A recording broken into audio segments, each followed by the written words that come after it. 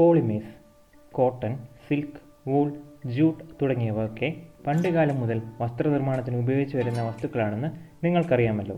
അതുപോലെ തന്നെ ഇവയ്ക്കൊപ്പം ഫൈബർ, റബ്ബർ തുടങ്ങിയവയുമെല്ലാം പോളിമർ എന്ന വിഭാഗത്തിൽപ്പെടുന്ന മോളിക്യൂളുകൾ കൊണ്ട് ഉണ്ടാക്കിയവയാണ്. Large number of simple molecules അഥവാ മോണോമേഴ്സിൻ്റെ കോമ്പിനേഷനിൽ നിന്നും ഫോം ചെയ്യുന്ന മൈക്രോ മോളിക്യൂൾസ് ആണ് പോളിമേഴ്സ്.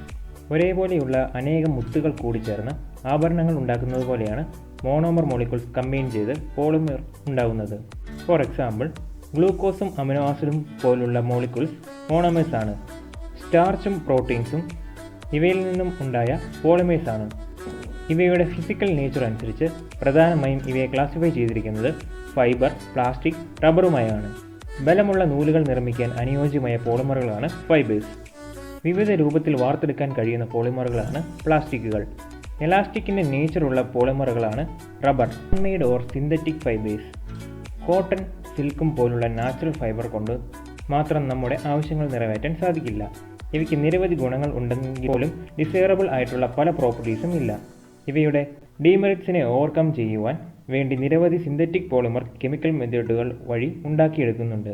നൈലോൺ, ടെർലിൻ തുടങ്ങിയവ ഇത്തരത്തിലുള്ള സിന്തറ്റിക് പോളിമേഴ്സിന് ഉദാഹരണമാണ്.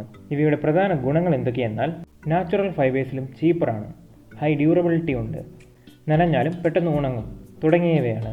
ഗുണങ്ങൾ പോലെ തന്നെ ഇവയ്ക്ക് ദോഷങ്ങളുമുണ്ട്. വായുസഞ്ചാരം കുറവായിരിക്കും, വാട്ടറിനെ അബ്സോർവ് ചെയ്യാനുള്ള എബിലിറ്റി കുറവായിരിക്കും. ചൂട് കാലാവസ്ഥകളിൽ ഇവ ഉപയോഗിക്കാൻ അത്ര നല്ലതല്ല.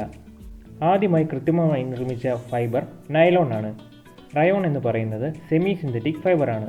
ഇത് അറിയപ്പെടുന്നത് ആർട്ടിഫിഷ്യൽ സിൽക്ക് എന്നാണ്.